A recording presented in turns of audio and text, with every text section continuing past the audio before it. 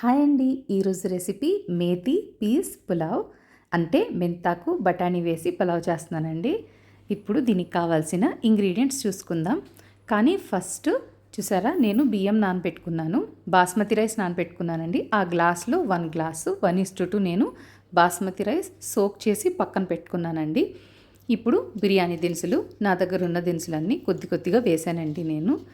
Next కావాల్సింది ఉల్లిపాయ 2 big onions అండి, 2 పెద్ద ఉల్లిపాయలు నిలువుగా కట్ చేసుకున్నాను, పచ్చిమిరపకాయలు సీడ్స్ తీసేసి, టమాటా, నెక్స్ట్ 1 టేబుల్ స్పూన్ అల్లం వెల్లుల్లి పేస్టు, ఒక చిన్న బంగాళదుంప జస్ట్ టేస్ట్ కోసం, ఒక గుప్పెడు బఠానీలు.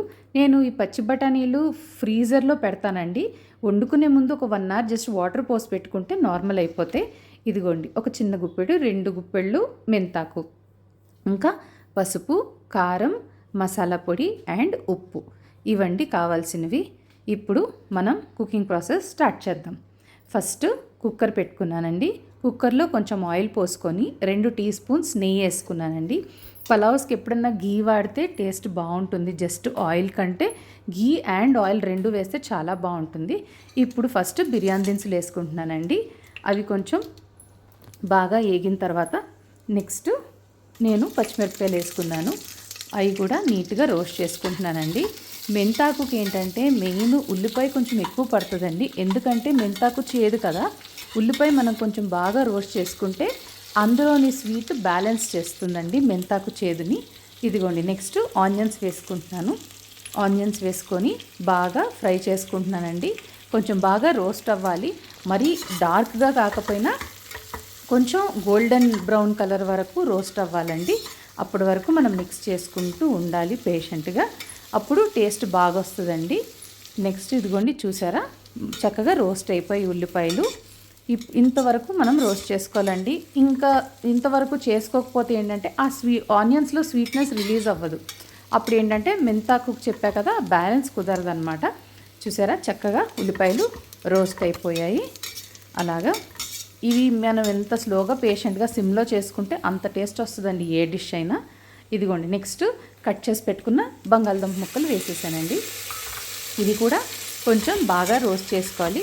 ఇప్పుడు ఆయిల్ గీ తగిలి కొంచెం దానికి ముక్క ఫ్రై అవుతుంది కదా, అలాంత వరకు మనము స్లోగా దీన్ని రోస్ట్ చేసుకోవాలండి. చూసారా ఏగింది, సైడ్లో కొంచెం ఫ్రై అయింది, అంతవరకు చేసుకుంటూ ఉండాలి. ఇప్పుడు నెక్స్ట్ మనం జింజర్ గార్లిక్ పేస్ట్ యాడ్ చేస్తామండి. ఈ జింజర్ గార్లిక్ పేస్ట్ యాడ్ చేసిన తర్వాత ఏంటంటే మనం ఫ్రీక్వెంట్గా అప్పుడప్పుడు కలపాలి, లేదంటే అడుగంటేస్తుంది జింజర్ గార్లిక్ పేస్టు. సో మనం దాన్ని కలుపుతూ ఉండాలి. అది ఆ పచ్చివాసన పోయి మంచి అరోమా వచ్చే వరకు మనం బాగా కలుపుకోవాలండి. చూసారా బాగా ఏగిపోయింది అండ్ కలిసిపోయింది కూడా. నెక్స్ట్ మనం పచ్చి బఠానీ వేసేస్తున్నాం. ఇది మనము ఆన్లైన్ కానీ తీసుకొని దాన్ని నేనైతే ఆ ప్యాకెట్ ఫ్రీజర్లో పెట్టేస్తున్నానండి. జస్ట్ కుక్ చేసే ముందు మనం కొంచెం వాటర్ వేసి కడుక్కున్నా చాలా, అసలు ఫ్రెష్గా ఉంటాయి, చాలా బాగుంటుంది. మనం మామూలుగా దొరికితే చూసారా పచ్చి బఠానీ, దానికి కలర్ వేస్తారండి మామూలుగా జస్ట్ అప్పటికప్పుడు అమ్మే వాటికంటే ఇది బెటర్ అండి. లేదా బఠానీలు మనం తెచ్చి ఒలుచుకున్నా పర్వాలేదు, కానీ ప్యాకెట్స్లో బఠానీలు అలా బయట పెట్టి అమ్ముతారు కదా, అది మంచిది కాదండి. ఇదిగో నెక్స్ట్ టొమాటో యాడ్ చేస్తున్నాను. ఇప్పుడు టొమాటో ముక్కలు కూడా మగ్గే వరకు మనం వాటిని బాగా కలుపుకోవాలి.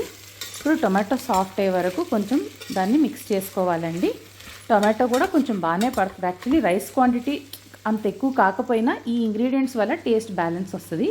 ఇప్పుడు నేను మెంతాకు సపరేట్గా ఒక చిన్న కడాయిలో కొంచెం ఆయిల్ వేసుకొని పెట్టుకున్నానండి. మెంతాకు అలా వేపుకుంటున్నా. మెంతాకు చేదు పోవాలంటే ఇది ఇంకొకటండి, మనం మామూలు ఆకుకూరలాగా డైరెక్ట్గా వేసేస్తే అది ఫ్రై అవ్వకపోతే చేదు ఉంటుంది.